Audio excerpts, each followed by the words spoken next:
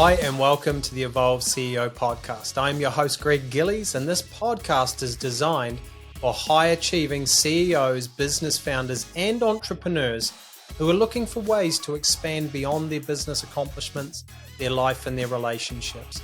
We will be taking a deep dive into all topics relating to success, love, and happiness, and we will be talking a lot around healing, alignment, and manifestation, which is the key to actualizing ourselves and reaching our highest potential. Look forward to you tuning in to this week's episode. Hi, and welcome back to another episode of the Evolve CEO podcast. In today's episode, we're going to be talking about alcohol and the relationship that people have with alcohol. I've had a bit of a crazy journey when it comes to alcohol, and please know that this podcast isn't about bagging out alcohol. Tracey still drinks. I don't drink anymore, and I'll tell you the reasons why. But we do want to talk a lot about it because it's a massive thing in today's society and culture, both for enjoyable things, but people are also using it as a way to de-stress or to relax or escape themselves. So my journey with alcohol, I grew up in country New Zealand. I was always around alcohol, a lot of rugby. I played a lot of rugby. You'd have beers with the guys after rugby. All of my friends, we would socialize. We had some great times, don't get me wrong. Like, I do not regret my earlier days of going partying and drinking with my mates and playing rugby and just everything around it. But for me, it got too much. For me, it became like a vice that controlled a lot of areas in my life.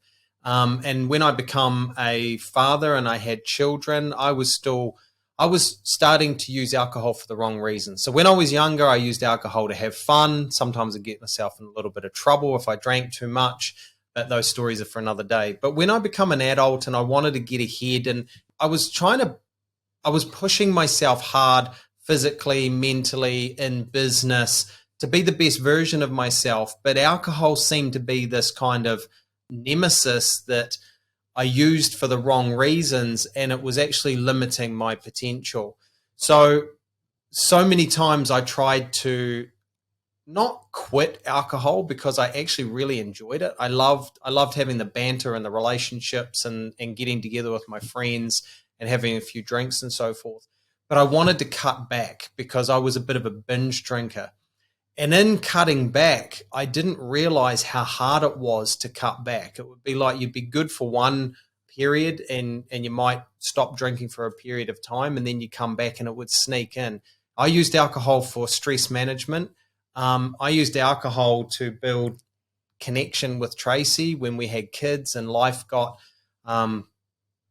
stressful. I would come home and have a few drinks to unwind, and then I would coax Tracey into having a few drinks with me, and then that would open up some fun conversation between us. But it got to a point where it was unhealthy. It was kind of like our communication was built off the back of alcohol. It was like my life was revolved around alcohol. So in 2016, I decided to quit alcohol, and it was a really, really hard journey for me. I decided that it wasn't serving me anymore, and to try and reduce and just have it sometimes, for me, that didn't work. I was kind of an all or nothing, and I would end up over drinking. So going through this process was a real eye-opener for me. I got to the point where I was so frustrated with where I was at. I was blaming everything on alcohol, and I thought if I could just get rid of the alcohol, then my life would be amazing because I wouldn't be using it to self-sabotage myself. But what I didn't realize is how deep this love-hate relationship I had with alcohol and how hard it was for me to actually quit. So can you remember back in those days when... It was everything.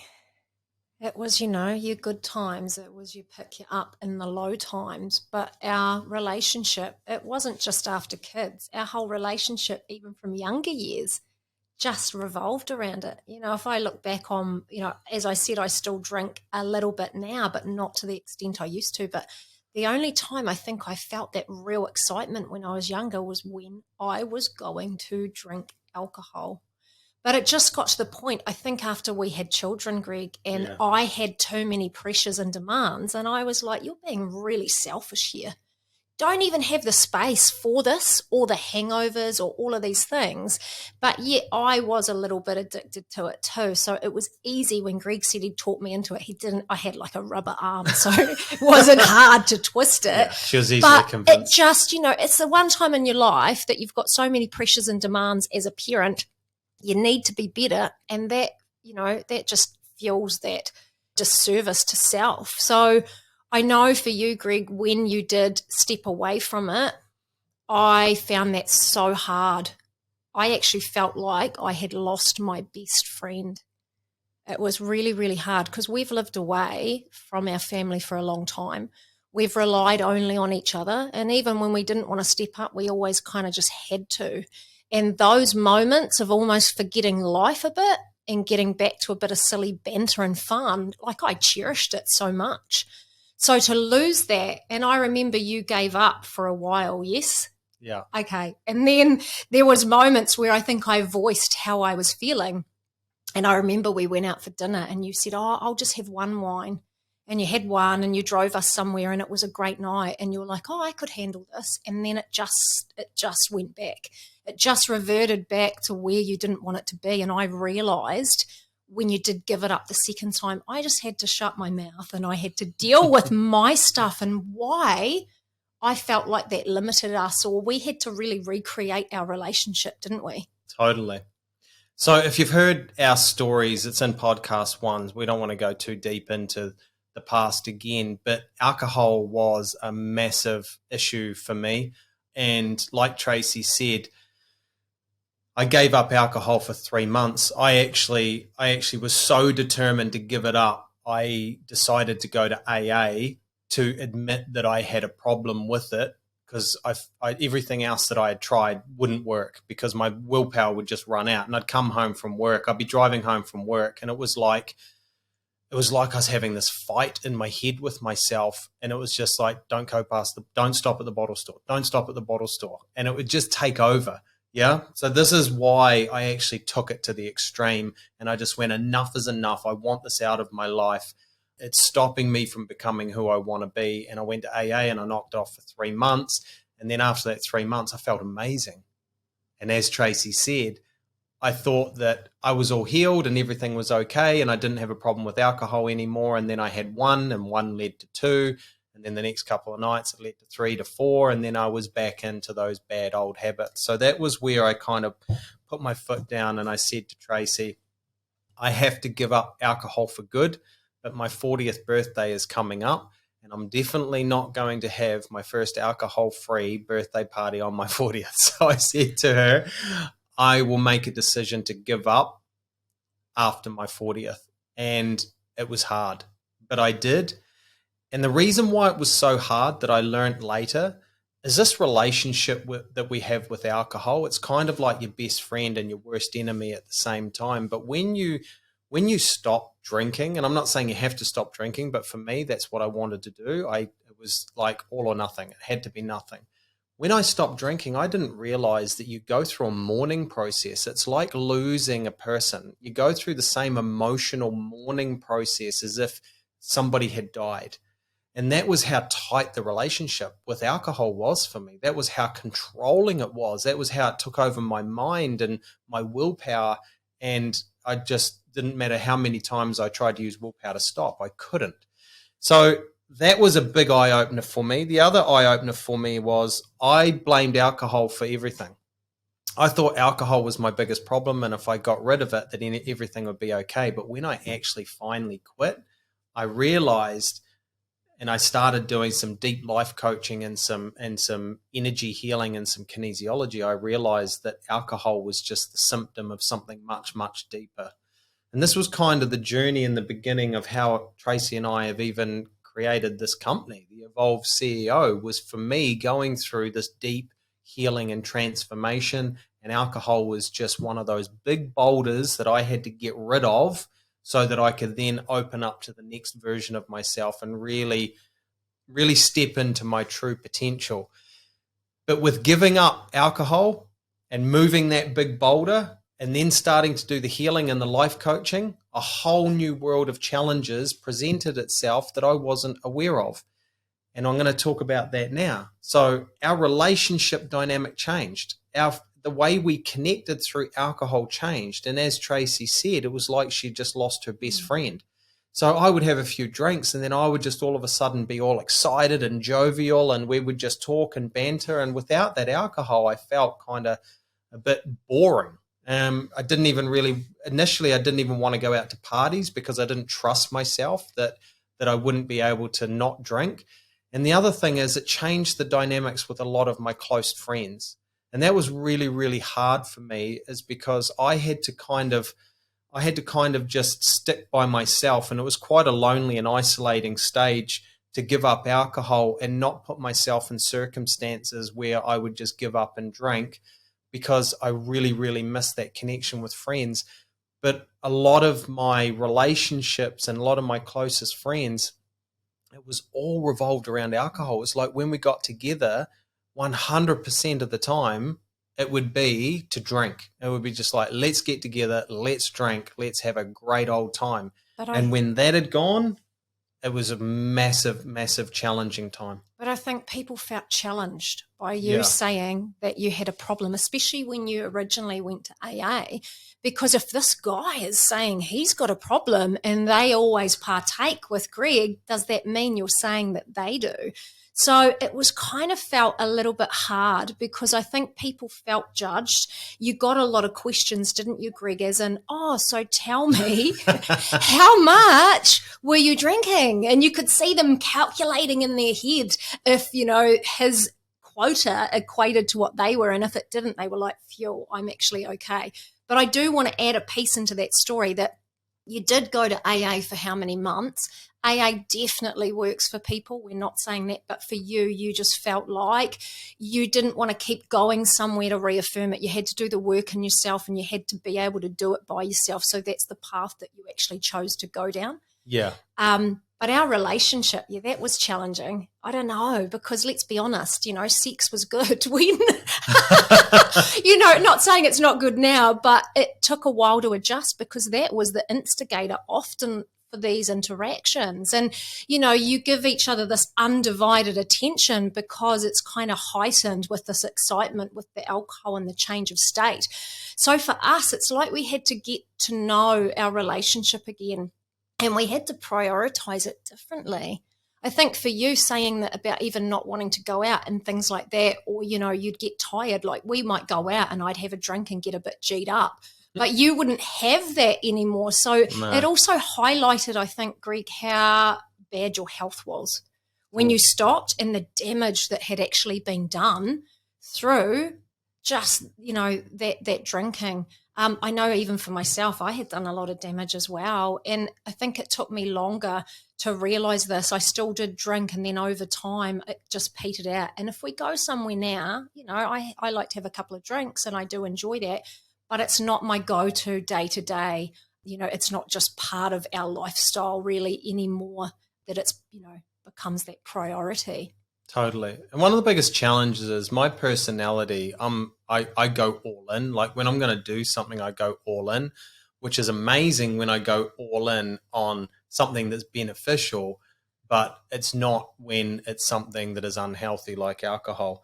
So Tracey touched on a few things around the challenges and the dynamics in our relationship, and how our sex life and our intimacy was very much revolved around the heightened states that we would put ourselves in around alcohol.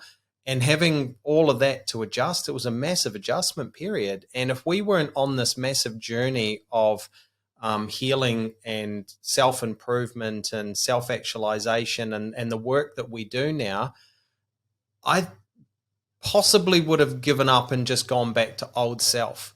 But I got to this point where it was just like I was so frustrated with where I was at, because I've always known deep down that I've been destined for greatness, but I had these habits and these poor habitual things like alcohol that was just slowing me down. And even in the earlier days when I'd drink, I would smoke, and that was even worse. It was very, very unhealthy. So I didn't realize how much I had damaged my health. I had damaged my gut lining from drinking too much. My liver was really bad. I carried a lot of inflammation. I carried massive amounts of weight. Like when we come back from Singapore, I was 113 kilos because I drank so much over there. Just disgusting. Just really unhappy and disgusting. But as Tracey said, I would easily normalize it because everybody that I associated with would drink like me. And when I did AA and use that, because I had to find something that was going to cement in my mind that this is it for me. And I had to admit that I had a problem with alcohol. And that was really hard for me to admit, is because if I shared that I had a problem with alcohol, or if I even said that I'm an alcoholic and that I'm going to AA, the other people that I drank with that drank the same amount as me, they would just be like, oh my God, what do you mean? How can you be an alcoholic? Because it would challenge their drinking. But I think the idea of an alcoholic is like a gutter rat alcoholic these days, where people can be functioning. It doesn't necessarily mean that you're drinking every day. Like, you didn't really drink every day. You drink so much and then we'd be like, oh, have the reprieve because we feel sick, or not so great, and then it might be the day later. So it doesn't necessarily look like what people have that idea in their mind. It wasn't drinking every day. It was just over drinking when I drank. I couldn't just have one or two. That would just G me up and I would just want more. And I love that change of state. So we know so much now around neurological and physiological health and behaviors and triggers and just how the mind and body works. And to be able to change your state through something like alcohol enables you to escape reality, escape stress, escape pain, escape all of that sort of stuff. That's what I was using it for without realizing it. I was telling myself that it was just fun. To be honest, I do miss a lot of the engagement and the banter and all that sort of stuff. But because I haven't had any alcohol for over 6 years now, I can have that relationship with people. I can still go out and socialize, and it's a bit more accepted nowadays. Like 0 alcohol beer and wine is like the fastest growing alcohol in the marketplace. But back when I stopped, it was kind of looked at like, are you serious? But we have a lot of clients that will head down that path and they give up alcohol. Not that Greg's pushed that topic. They just see that there's more.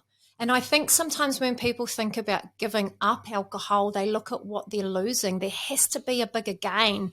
Like even for me now, like I didn't purposely just say I'm not going to drink as much. It just happened because there's so much more that I wanted. Like for me and the work that I do, my spiritual connection is the most important thing. And I use my energy to heal other people, but maybe just explaining this to somebody, because a lot of people don't understand this. When we go to sleep at night, there's different like times that different organs will be dominant, or there's different things that happen throughout that sort of sleep regeneration process. And I don't know if you've noticed, but when you drink alcohol, you will wake between 1 and 3. And the reason for this, it's the time of the liver. So if you interrupt this time when your liver have all these other jobs to do and it's got to process alcohol, you don't just disrupt that toxicity or processing that, the alcohol needs to get processed. It's actually the time it's linked into your brain chemistry replenishing itself. So your brain chemistry the next day, that's why we don't really feel fully with it or onto it again. It affects a lot of neurological structures because it's a neurotoxin. But for me, my biggest thing would be 1 to 3 is the time of our deepest sleep. And it's the time we actually reconnect with our spiritual aspects and we receive guidance and support for the next day. So if I disrupt that 1 to 3 period, I feel so disconnected in myself. And I know for me, I just notice that now. So, like for me, that's why I would not drink regularly, because that regeneration, that reconnection to self and to my higher kind of spiritual aspects, that to me is the most important thing. But if you take more meaning to what you're actually gaining rather than focusing on what you're losing, because when you feel like you're losing something, you don't really want to give it up. Totally. So there are astronomical health benefits, and most people know that. but sleep is one of the big ones. Now, when people come to us, they don't come to us because they want to quit drinking alcohol, but a lot of people might have something, a habit like alcohol or some other kind of addictive habit that they're doing too much. And it's really identifying why it's become such a bad habit. And in healing your energy and in healing your neurological structures and really kind of balancing yourself out, the cravings go away. So it's not like our clients all quit drinking alcohol, but almost all of them heavily reduce, or some have quit because they just don't want it in their life, but they heavily reduce it because they've healed the neurological and the physiological structures and energy systems that are driving the cravings that are making us want more and more and more of it. It's kind of like our technology nowadays. It's the dopamine hits, it's the serotonin, it's all the feel good hormones that we get into these bad addictive cycles. And for a lot of people, and I'm talking to like hardworking men, it's kind of like you get to the end of the day if you're a drinker and the whole body switches into this massive craving mode, and it's just like you can't even stop yourself.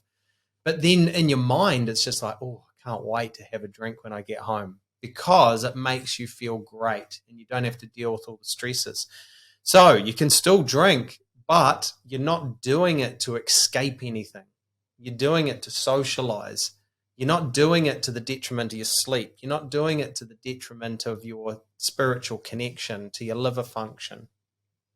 So what else do you want to share with them around the relationship with alcohol and just understanding their body and their health and how it affects? I think you just touched on it about the cravings. People just think I'll be better, I'll make a better choice. And when we drink, there's so many things that put us into a state of deep survival stress state. And in our other podcasts talking about the mind and even the body, it explains what the state does. But it will change our whole metabolism to suit this deep state of stress, which it really does want fast burn foods, sugars. It will crave alcohol. So all the time, people think that alcohol actually reduces stress. If you were drinking regularly, you will have a higher baseline for stress. So it really doesn't. I don't know. It's a hard topic because we don't want to be saying don't. I should be saying don't, but for me, if I was to drink, I'll choose occasions, or I wouldn't be doing it every night, because the compounding effect of actually how it interferes with sleep and regeneration, that actually has a huge effect. I don't know, it's hard because it is so acceptable in society, and these conversations can have people feel uncomfortable because they feel maybe judged. But at the end of the day, so many people know that they drink too much. Let's be honest. Like if anybody is a big drinker or drinks regularly and they're really, really honest with themselves, most of them will say, I would love it if I didn't drink as much. So most people don't want to get it out of their life because they enjoy it, and there is absolutely nothing wrong with that. But what this podcast is about is understanding how it actually controls us because of the cravings, because of the mental and physical dysfunction. So the other thing that we wanted to touch on is me stopping drinking alcohol and not being against it. It's not like I frown upon people who are drinking, like Tracey drinks. It's actually giving our children a different relationship and respect for alcohol, because they know my story and I've been open and I talk about the reason why I stopped. One of the big reasons why I stopped is my kids were really, really young and I didn't want them to grow up around me being a heavy drinker, and just how toxic that is for my children to experience, because they'll just pick up my behaviors and then they'll just become teenagers. Like we've got a 14-year-old daughter, and it's that age where they want to go out, they want to socialize, there's parties, and kids are like, just want alcohol. They just like, that's the cool thing. Let's get as much alcohol as we can. I quite like that. I've had conversations with her recently, and she's just, says to her friends, why do you need that to have fun? And then her idea of fun would be, when I'm older, Mum, I want to go out for a nice dinner. Maybe I might have a drink here or whatever, but, I'll go to the gym and I'll buy food from the markets and I'll do all these things around health. But I will maybe touch on one other thing, which I was quite shocked by myself as a parent, that my daughter hadn't really had alcohol. Well, she hadn't had alcohol, and she was talking about going to a party.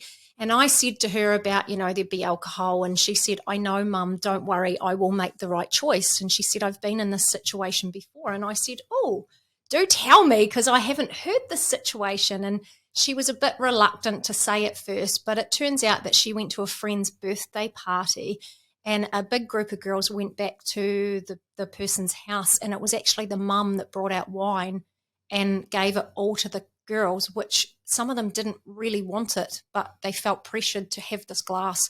Georgie said she had a sip and didn't like it and secretly just tipped it out on the side. But there was other girls that had quite a bit. And it was the last thing I was expecting. I understand peer pressure, but I wasn't expecting that from an adult. And the fact that adult then said, don't tell your parents, I was really, really saddened by that, because if somebody says to a child, don't tell your parents, well, you should definitely tell your parents. But she actually went to school, and some of the other girls were talking to her and said it made them feel really, really uncomfortable, and they didn't know what to do in that situation. So I guess, our kids, we're not going to say, obviously, don't drink.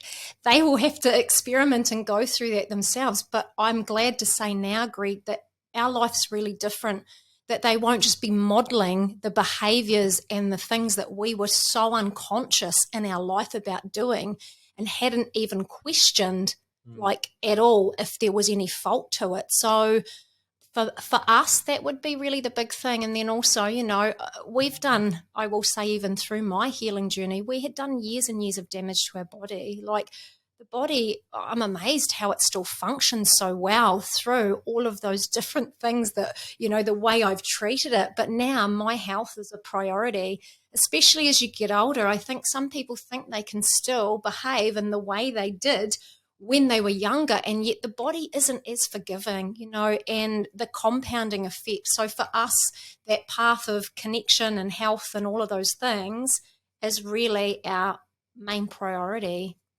Beautiful. So the big thing here is it also hinges back to stress, right? So I used alcohol as stress management, and then because I would drink too much, it would cause a different level of stress.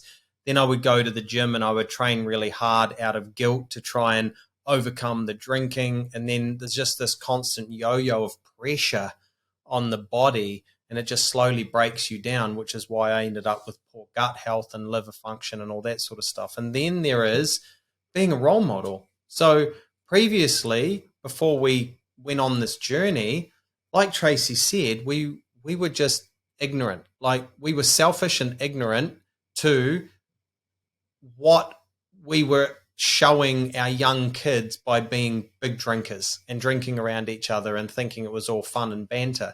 And if we hadn't stopped and we hadn't changed and we hadn't gone on the journey that we'd gone on, our kids would have repeated ourselves. And instead of our daughter telling us about a story that she doesn't want to drink, she probably would have fully indulged. It's because she does have a personality similar to mine. But just our example has enabled them to make smarter choices. Will they drink? Of course they will. But will they abuse themselves and get drunk, stupid, like some teenagers are? No way. They've got too much respect for themselves now just because of the journey that we've taken them on. So there's so many different facets to it. And again, we're not talking about not drinking. We're talking about how alcohol is actually a relationship that actually creates a lot of dysfunction, even if we think that it's excitement and we enjoy it. So if alcohol is something that you want to reduce, or if alcohol that is a problem in your life, then that's what this podcast was for, is to just understand how it affects us, understand the relationship between it, why it's so hard to just stop, because it just overcomes our willpower, and live a better life. Yeah. Focus on healing your health and having deeper, more meaning, better sleep and connecting with your higher spiritual self at night. So I hope you enjoyed this podcast. We'll be doing more on other topics relating to health and wellness and everything in between. Oh, thank Fantastic. you. Thank you for tuning in. Thank you for tuning in to this week's episode of the Evolve CEO podcast. If you value the information that is in our podcast, please like, subscribe, and add a review to our podcast page, because it'll help us understand the value that you are receiving, and more importantly, spread the word of this podcast. Also, share it with your friends and your family. Now, every listener of our podcast gets a free gift from us, and this is our 9 Pillars of Success, Love, and Happiness life assessment. This is the exact same life assessment that our high-level clients, which are CEOs and business leaders, go through on an annual basis so that they can assess and reflect the past 12 months of their life and then plan their desired outcome for the next 12 months of their life. And this is our gift to you for listening in. So please follow the links below and you'll find the link to the assessment page. You'll also find Tracey and my social media links. We would love for you to connect with us on our social media channels. Follow our additional content on there, as we want to provide as much value as we can in the event of helping you create more success, love, and happiness in your life. Thank you, and we'll see you in the next episode.